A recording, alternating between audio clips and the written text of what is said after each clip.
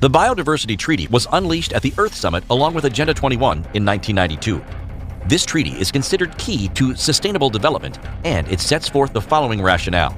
The human race cannot sustain itself if it is polluting the water, air, and land of the planet due to overpopulation-induced CO2 buildup and fossil fuel-driven industrialization.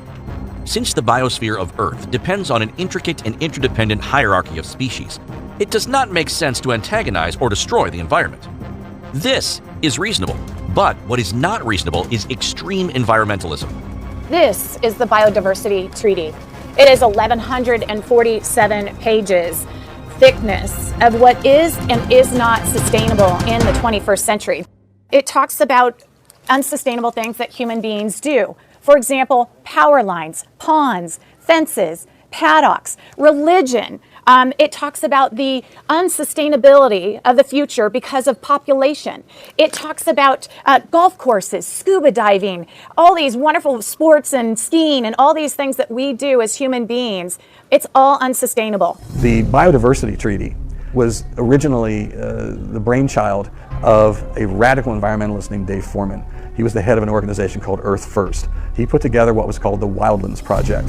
The Wildlands Project called for rewilding, their term, 50% of all the land in every state, back to the way it was before Christopher Columbus. Foreman's goal was to reduce the population to about 250 million people, and one of those dreams was to have the gray wolf and the grizzly have an unbroken line from Chihuahua, Mexico to Canada. The Wildlands Project is one of those things that just sounds so crazy you can't believe that it could possibly be true. And it's the idea, which seems like a good one, that human beings should be restricted to specific locations and animals should be free to move freely through the world.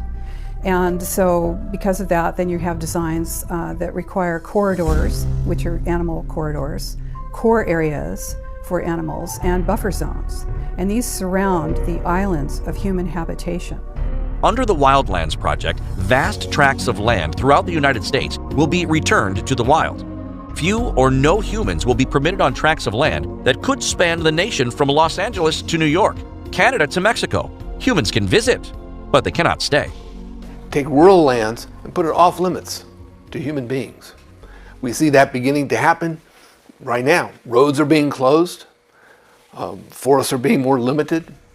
And the idea here is that you stack and pack people in metropolitan areas, you put them on public transportation, and you never let them outside. Human beings are irresponsible. We are planetary villains, and therefore we need to create this Wildlands Project, a network of cores and corridors that are given, where the animals, the species, the plants are given priority over human beings. This is the goal, islands of human habitation, or human settlements, or transit villages that concentrate human beings into specific locations so that animals can be free to move freely throughout the world.